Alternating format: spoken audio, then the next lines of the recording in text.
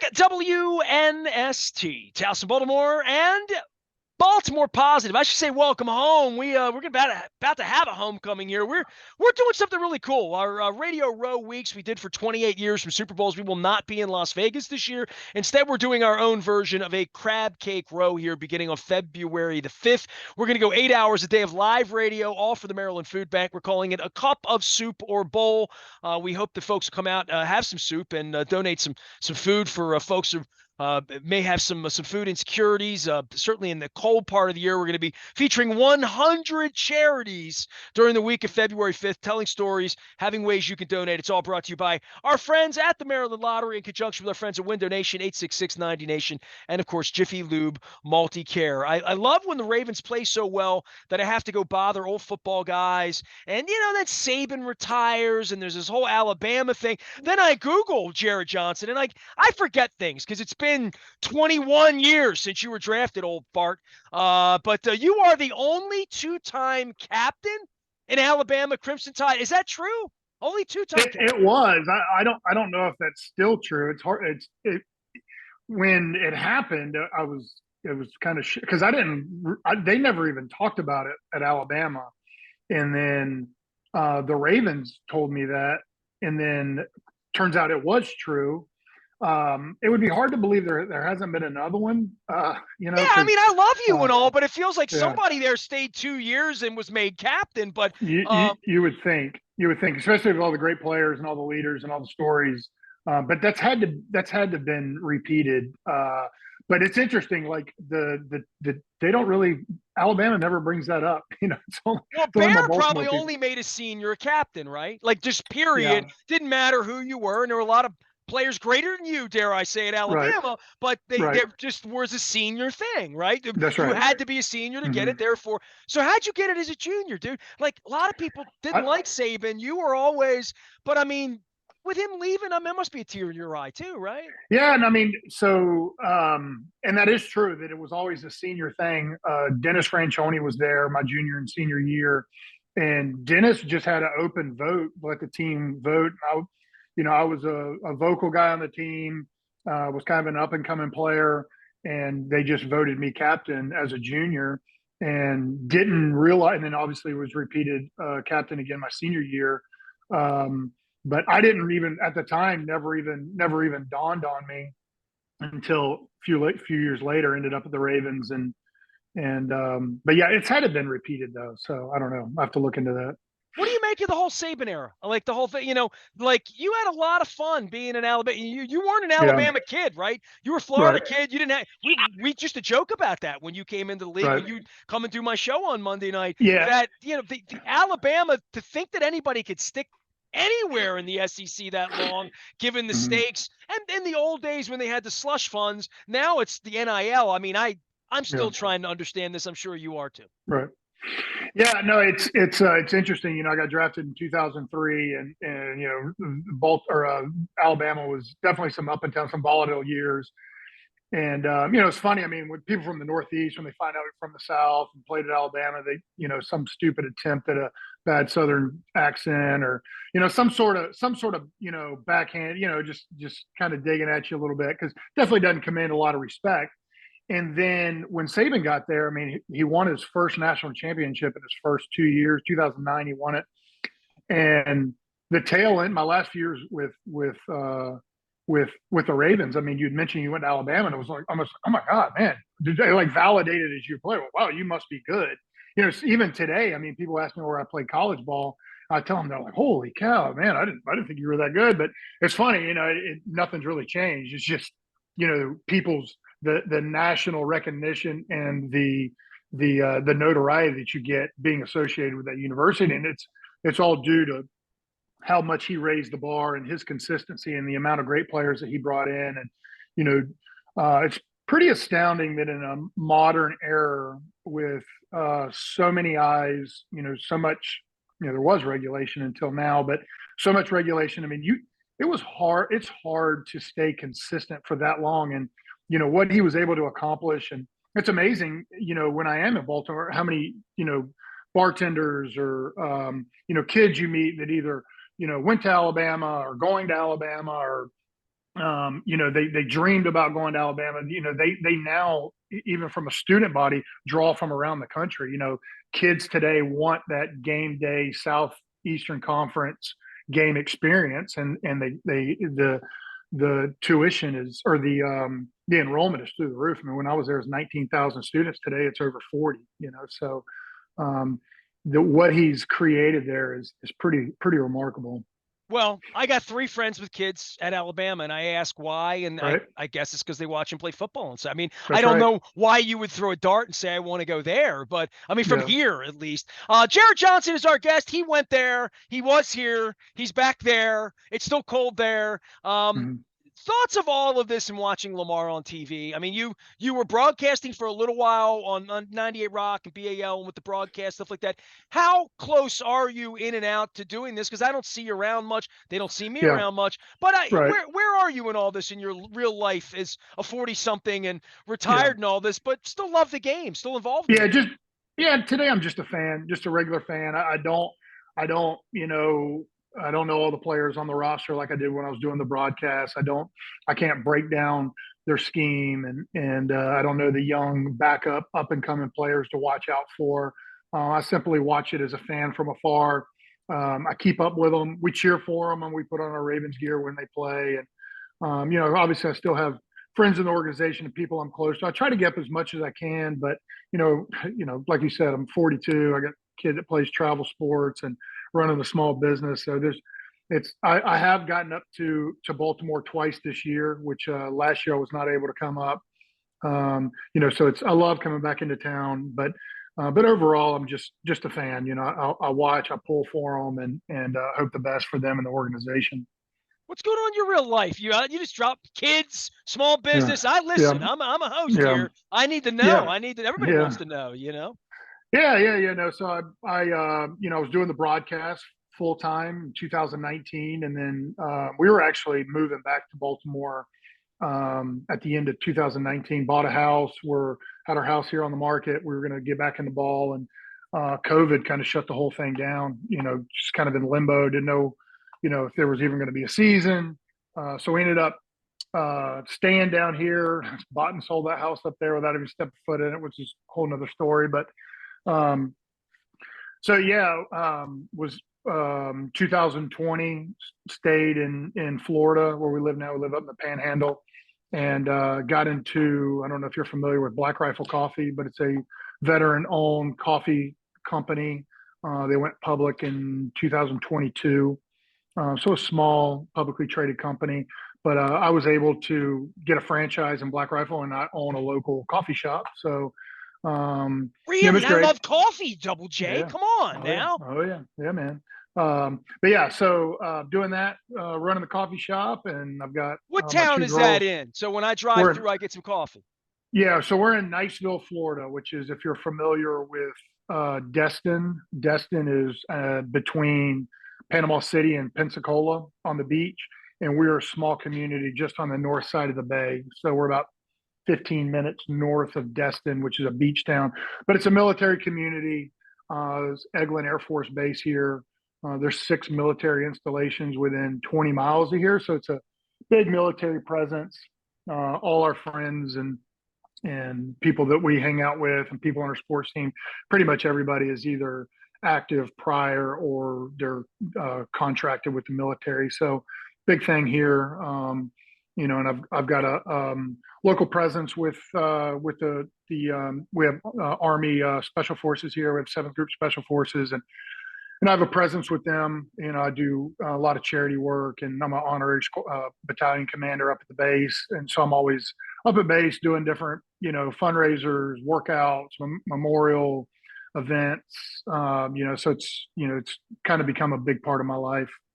How much do you wind up talking about the NFL, or people talk to you about? Is it an everyday of your life thing that people know, or do you Uh, just sort of meander around down there, relatively anonymous yeah. at this point? Well, I've been in this community now for 12 years. We moved here when I was still playing with Baltimore. I was here for 2 years, and then, my 3 years in San Diego. So we were, transient. We were back and forth. Obviously, I was gone during the season. So then, at that point, it was a cool thing. An NFL player moves to this small community, and that was, you get the question all the time. They want to talk to you about ball, but they want to know why you're here, how you ended up here, like whatever. But we've been here so Well, and it was long. for you, it was the fishing. Let tell them, be honest, right? It was the Well, I fishing. mean, yeah, there was a big part of it. I mean, it was the fishing. I grew up on the water, wanted to be back on the water, but even though we're in Florida on the coast, we're only an hour from my wife's family. She lives in her family's from South Alabama. So logistically, it was a perfect place to live. They got a small regional airport that you can get to, Atlanta, I which you don't can get think to it's a anywhere in the secret, world. dude. Don't tell anybody how pretty the beaches are Um, in Destin. Don't tell Dude, this anybody. place is Or how good amazing. the oysters are, by the way. Everything. I mean, the fishing, and it has been discovered. It is just like everywhere. I mean, there's no secrets anymore. I mean, summertime, this place is a madhouse. But but yeah, it's a great community for us. The schools are phenomenal. The sports are phenomenal.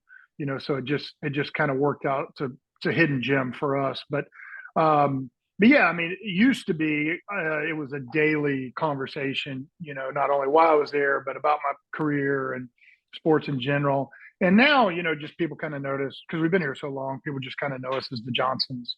And, there are people now that, because it's a military community, there's a lot of people moving in, a lot of turnover. And it is odd for people when, you might be on a sports team with somebody and you've known them for a couple of years and then they're like, wait a minute, you played in the NFL like for a long time? You know what I mean? So you do have that conversation pop up, but it's definitely not as common as it was when we first moved here. Jarret Johnson, number 95 in the program, went out to San Diego, now making his life down in the Florida Panhandle. Kids, what sports your kids play?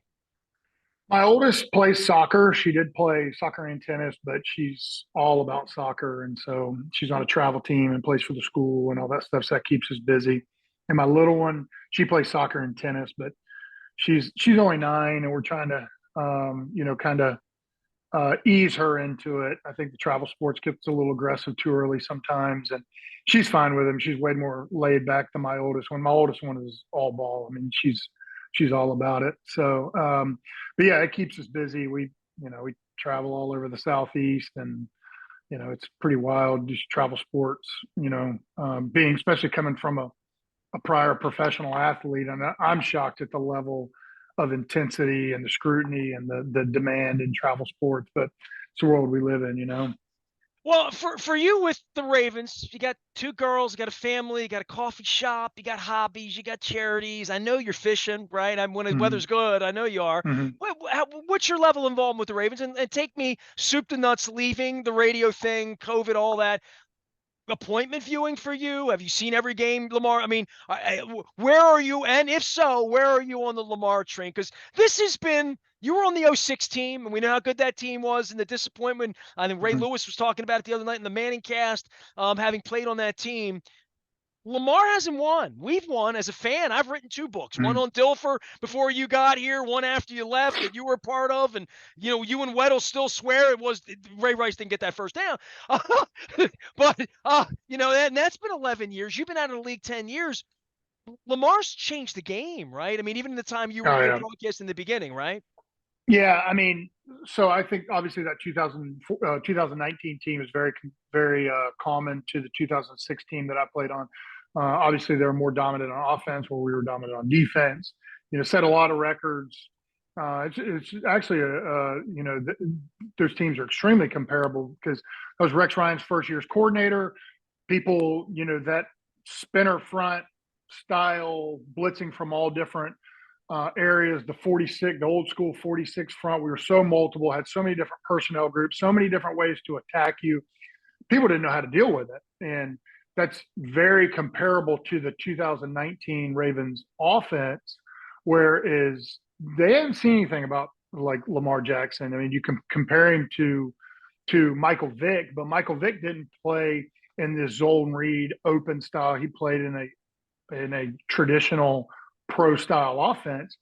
These offenses today are combining old school, West Coast style offenses with a vertical passing game, with the zone read, all the stuff coming out of college, and people weren't ready for that. They didn't know how to defend it. Well, we all know what happened in 2019. I was a part of the broadcast team and got to witness it firsthand. And that team was a big disappointment going in the playoffs because of how dominant they were in the regular season. I can't remember if they took the full week off or if they had limited practices on their bye week, but they were not prepared. I felt like there was a lot of distractions going into that game between the organization and the team. And as watching football for so long, is all you have to do is get to the playoffs. But once you're in, everybody's even. And it's amazing that the toughest team tends to win in the playoffs. You could go back to the '07 New England Patriots that set all kinds of records, but they were not the toughest team in the NFL that year. That was the New York Giants were an extremely tough team, and that's what happened to the Ravens is they go against a big physical team in the Tennessee Titans, and that running back, and they couldn't stop them. And I think that this team has learned from that. I think this team is going to be much more prepared on how to handle the bye week because you do have to utilize that bye week, especially with a 17-game season now. I mean, it's such a long, brutal season, and they've dealt with a lot of injuries. You have to utilize that downtime, but you cannot lose momentum. You cannot lose your confidence. You cannot get complacent. And you can't just walk into the playoffs without some juice. And a lot of teams, if it's not handled right, that first round bye can almost be a negative thing. I have, from talking to a few people in the organization, John kept them in house. They weren't allowed to go home. They stayed local. They addressed their injuries. I think this team is going to be much more prepared to handle that first round bye going into a divisional game, much more prepared than the 2019 team was. And a better, more balanced team, right? And a better version of Lamar and a better complement 100%. of players. I mean, that was a very one-dimensional running team. If they got behind, you knew they were going to have problems. I would say this about this team never gets behind, hasn't gotten behind all year, but if they got behind, if it's 14-3 at 5:15 on Saturday afternoon and it's cold out, a pick, a fumble, block this, miss that, special teams, this or that, they have the ability to come back. They've never had weapons on the edges like they have now. I mean, the amount of options that Lamar has to throw to, we haven't seen anything like this in Baltimore history. I cannot remember their receiving core in 2019, but it was nowhere near the caliber. Now losing Mark Andrews is obviously, a big loss, because he's been his go-to since day one. But the amount of options and their ability to that team, when you get into the analytics, that 2019 team, the Tennessee Titans were able to break down where they're going with the football based off their alignment, their motion, the type of zone reads they're running. You can't do that with this team. I mean, they are constantly changing the math, attacking from different angles. They are much less predictable than that team. And then, oh, by the way, when play does break down and Lamar keeps the ball, he is still the most dynamic, explosive athlete in the NFL, hands down, which is always, their ace up the sleeve. You can figure them out. You can do all your analytics, but if that guy keeps the ball, somebody's still got to catch him. And it's unbelievable how dynamic a player he is in the open field. What's the ball coaching you say, Jarret? What would if you've schemed these up, you've been in those rooms, you've been a guy that might have been spyish, even though you couldn't catch him. You may be able to contain him. Nobody can catch him. They don't put anybody with the speed on him. Certainly not a guy your size. But what are you thinking about in play to play about what you need to do to at least not let him get by you? But I guess the issue now is he will stand in the pocket. He will pat the ball. Mm-hmm. He'll move like Roethlisberger and buy time. Whereas before, he would just take off, and then you would be chasing him. Now, containing him's not good enough because you have to worry about the guys behind you really allowing Zay Flowers to beat you, right? Yeah, well, he puts a lot of pressure on the back end, in my opinion, because it takes all 11 to defend the run.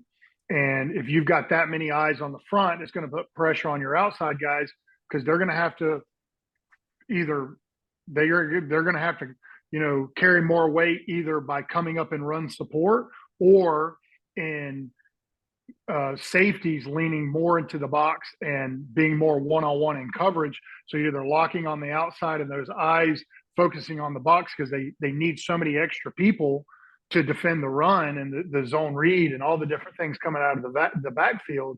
It just puts a lot of pressure on the back end. There is no taking one guy and spying and being effective. You have to rush as a whole. Now, you can spy, but there's not a guy on the field that is going to be able to run with him. Either if you're as fast as him, you're too small, and if you're as big and as physical as him, then you're not going to be as fast. So it takes everybody up front. Your rush lanes are probably the most important thing on the field, and then if you are going any sort of man coverage and your backs are turned, it just puts a ton of pressure on that front pass rush to stay in your lanes. You have to collapse the pocket as a whole. If one guy gets upfield and he's able to dip out, you got problems. At least going to be a first down, right? You're at least giving him a fresh set of downs, literally. And the problem is with him today is that he, before he would, kind of a one read and then take off running. He's not doing that. I mean, he's a little bit more like Ben Roethlisberger, where nobody would ever say Ben is a scrambling quarterback, but he moved phenomenal in the pocket, his feel for where to be, but Ben was always running to throw. Lamar seems to have applied more of that to his game, where he used to be one raid, coverage broke, or the route either was not open or something happened, and he would just take off, and it worked. Now he seems to be more patient, moves more fluidly in the pocket, but his eyes are staying downfield. He's not so much just one read and taking off. He's being more patient and is finding things downfield. He's finding things late in the down, which is even making him more explosive. It's reducing the amount of hits, the amount of stress he's putting on his legs, which in order for him to have a long career, he has to do. And it appears that they've been able to apply that to his game, and he's more of a thoughtful quarterback. He's more of a patient quarterback, which is for a defensive coordinator is not a good thing, So you have to be multiple with this guy. I mean, you have to bring all sorts of different fronts. But at the end of the day, I mean, he is a nightmare to defend. I'm glad I'm not a coordinator in the league going against him. Jarret Johnson is here. He is our guest. He is down in Niceville. You were always nice. You never wanted to be known as a nice guy because you were a tough guy, but you were always nicer than most guys. You moved to Niceville. I love that. Yeah. So coffee. You a dark roast guy? Give me a little coffee. I didn't know you were a coffee guy. Snob me up a little bit. Yeah. No, I'm a dark roast drinker. I drink everything. We have a lot of different roasts, but I'm an espresso guy. I'm a traditional coffee drinker. It's one thing you learn about being in the coffee world is that Starbucks has changed everybody's verbiage on what coffee is. I mean, really, they want a milkshake with a little bit of coffee and a lot of milk substitutes and all the flavors and the sprinkles and all the stuff. But I'm a traditional coffee drinker. I like espresso and I like lattes, but I like my coffee strong. I usually go half the milk, double the espresso. And then as far as just drip coffee, I'm a dark roast, just black, nothing in it. Hell, I take it. Give me a fish story. You caught anything? You lost anything? You been anywhere exotic? You fished with anything famous? What's going on? I mean, not really. I fish a lot of tournaments down here during the summertime. So we do a lot of marlin fishing, a lot of tuna fishing. Have you ever thought about coming up to the Marlin Open up here in Ocean City or no? Yeah, no, I've always, it's a dream of mine. I got a bunch of buddies that I fish with that come up and fish the Open and they'll freelance on boats up there, or we'll have a boat from up here. They'll run up and go fish. Some of the boats will go up and fish the East Coast circuit. Different style of fishing than we do down here, but so they learn a lot. But a lot of the guys that go up there and do the white marlin thing, if they just spend one season over there, they come back a better fisherman just because the techniques they use are way different than what we do here. And there's a lot of guys that go up there and will freelance on boats just to change their game and learn different stuff. But it's definitely on my bucket list to go up and fish it. I've yet to be able to do it. I've got invited several times, but it's right there at the beginning of August, and we're getting ramped up with school and always got stuff going on. And honestly, the fishing is still pretty good here. So I have yet to do that, but I will at one point get up there and fish that tournament. You know, I was reading that you were a family of watermen, and I think we had talked Mm-hmm. about that back before I really understood that. I've been doing this Maryland crab cake tour really the last 5 years. So I've been all over the state Mm-hmm. learning about the invasive catfish here and the crabbing Mm-hmm. industry and the oyster and oyster recovery. Just learning stuff. Like to your point, you like try to Right. learn stuff. Because I didn't do well in biology, as I had my high school science teacher on talking about chemistry and the periodic table of elements. I said, just give me horticulture. Keep it low Right. level science for me. But I've learned so much about the water and about crabs and crab cakes and freshness in summer and um, all of that. Growing up for crabs with you, when you came to Maryland, was a Maryland crab or that style unique to you, or do you eat your crabs that way? Because I don't know that I ever talked much about. I've kidded you about oysters because I know Yeah. you're down by Apalachicola Bay and Mm-hmm. like what, but you love to fish. But we never talked about eating seafood either. Right. Did Yeah. you love Maryland crabs when you're up here, or crab cakes?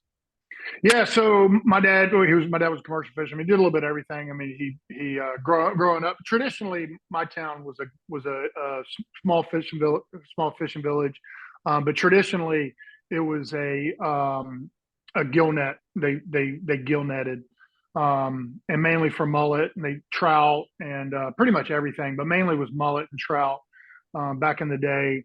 My dad, once he got older, he commercial grouper fished and crabbed, and oyster was the main thing he did. And then he was also a guide. He guided in the Florida Keys and then up in Cedar Key where I was from. Um, but yeah, a lot of the crabs, our delicacy is stone crabs. We did eat blue crabs because my dad was a crabber, so we had blue crabs. But our big thing was stone crabs. So we did eat blue crabs, but they're definitely not as passionate about it. And if you saw the way that we eat it, because we cleaned them before we boiled them or before we steamed them, so we take the shell off, clean all the lungs and all the stuff out, season them, and then steam them, which is, as I know, is a big no-no in Maryland. But no, it was not foreign. I did not, when I first got there, I had heard of Maryland crabs. I did not uh, understand the passion about it until I got there. And it was funny being the son of a commercial fisherman and crabber, and you constantly get asked, like, do you eat blue crabs? Do you even know what a blue crab is? I'm like, yeah, I do. You don't know where they come from? You know what Yeah, I mean? my dad would pick We them. How do saw, you get it? How do you get them in yeah, Costas in the middle of winter? Right, literally, yeah, they come from we Louisiana and you're part of the world, right? that's right. All our blue crabs, the big market was in the Northeast, into the Middle Atlantic, where we would keep our blue crabs. And it was kind of funny as a kid. My dad was always involved in local politics, city commissioner or whatever. And when he campaigned.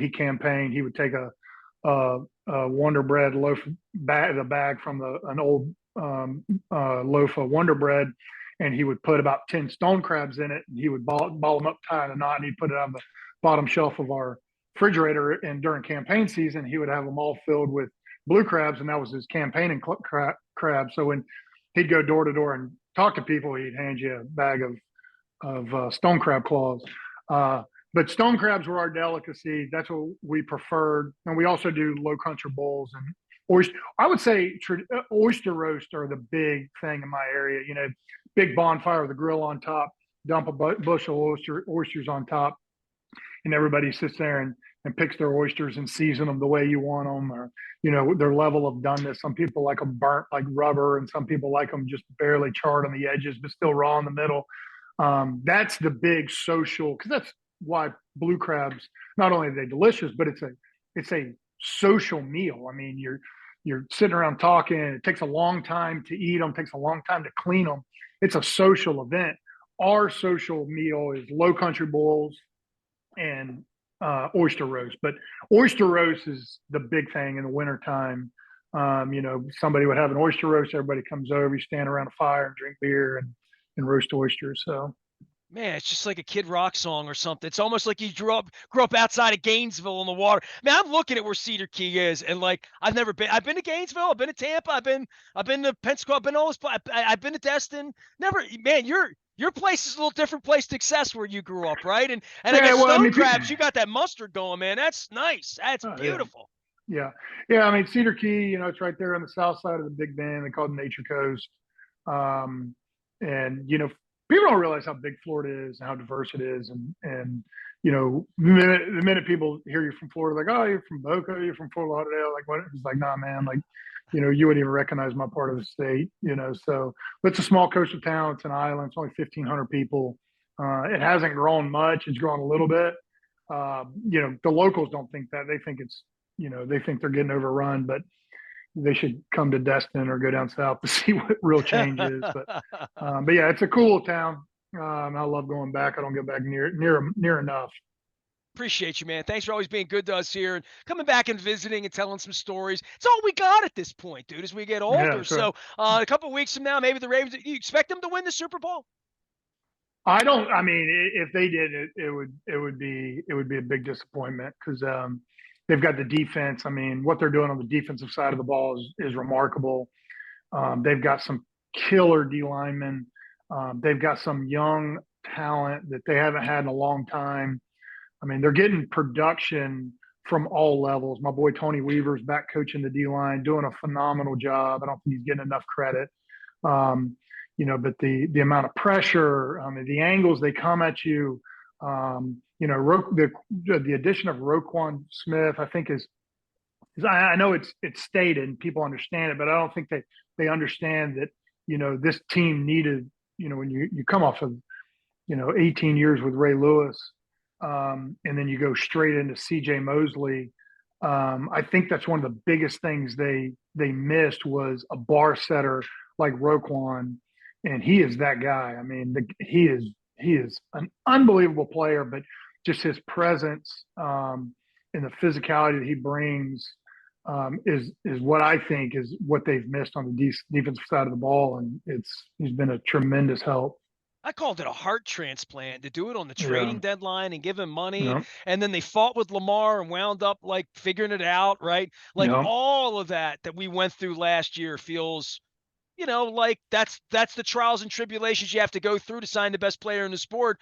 But nobody wanted Lamar, right? Like that.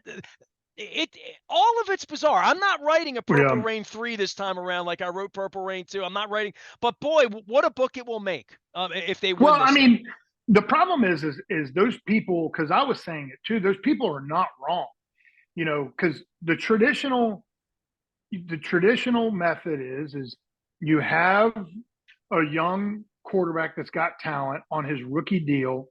Because he's on his rookie deal, the salary cap allows you to go out and get all these supporting cast, whether it be offensive line, the Seattle Seahawks. I mean, there's 1,000, examples of this, but I think the Seattle Seahawks are the biggest example is that, Russell Wilson on his rookie deal, you have this dominant defense, you have one of the best offensive lines in football, and you have a great running back and receiver core.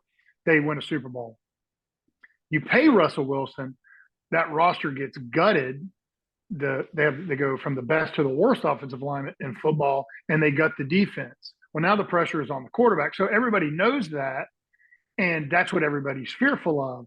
Well, But Joe these was an teams, example of that here, right? I mean, that's Joe, pretty much what Joe, happened Joe, here. that's exactly what happened with Baltimore. And you have to hit on I, Rashad Perryman. You have to hit on that's every right. draft pick once you give your That's right. quarterback There's $50 million. way more pressure on those big name guys. You cannot miss on your first round picks. Your quarterback has to play to that level. These new salary caps and the way they're structuring these deals, yes, there is some purge. Yes, there are some players that have to go, but they're still, I don't know how they're doing. They're obviously way smarter than I am.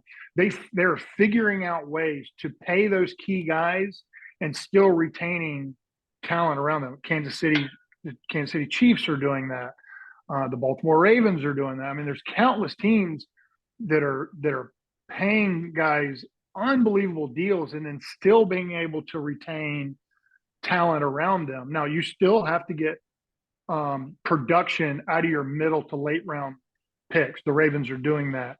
I don't understand it from a salary cap viewpoint, but they are doing it, and it's impressive to see. It's another example of how good our personnel staff is. I mean, they're just phenomenal. I mean, they are not going to have consistent losing years. I mean, they're amazing. Their ability to evaluate talent and structure the team in a manner that they're going to be productive. Well, and part of that is just the longevity of keeping good people around, right? Like, and they treat people right. They treat people right. People want to be there. I mean, just from top to bottom. I mean, in my opinion, I'm biased because I played there for 9 years, but they are by far, in my opinion, the best organization in football. I mean, I think the only team that can, compare to them is, probably the Steelers.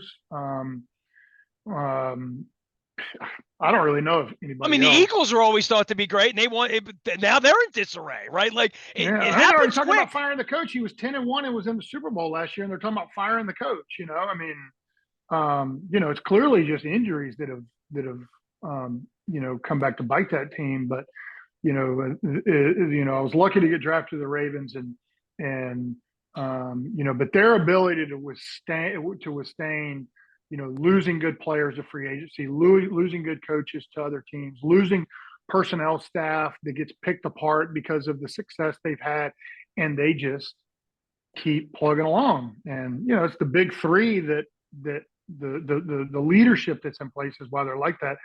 Obviously John Harbaugh, Eric DeCosta / Ozzie Newsome, and then the man himself, Steve Bisciotti. That's where it starts, and it's the reason they're successful. So it's I think we're all just lucky to be a part of it. Go have a coffee, thaw out, get ready for fishing season around the corner. Jarret Johnson is down in Niceville, Florida, serving up Black Rifle coffee. If you're down there fishing, hunting, driving through on your way to Pensacola or Tallahassee, stop by and say hello. Come back up, visit. We got a AFC Championship game. Haven't been done since 1971. So we're one win away from that. I know you know how that feels to be that close to all that. We'll see how they play this week. It's always good to visit with you. I'm glad your family's going well. Your health's doing okay. You look happy. You look sort of young like me. Yeah. So keep it up. Keep fishing, brother. All right? All right. Thank you. Have a good one. Jarret Johnson joining us here today. I'll tell you what, we're going to be doing our Crab Cake Row beginning on February 5th. It's all brought to you by our friends at the Maryland Lottery. I'll have some scratch-offs, some peppermint payout multipliers, as well as the O-Snap. They smell like gingerbread. I gave a bunch of these away at Hollywood Casino on Saturday night. Went up to watch Joe Flacco play, and to avoid giving Peacock money, we don't have to worry about that this weekend. 4 games on all weekend long. Luke is out in Owings Mills monitoring all things Ravens. And breaking news will happen in your WNST tech service. Make sure you are thinking about joining us the week of February the 5th as we do Crab Cake Row, a cup of soup or bowl for the Maryland Food Bank. I'm Nestor. We are WNST, AM 1570, Towson, Baltimore. We never stop talking Baltimore positive.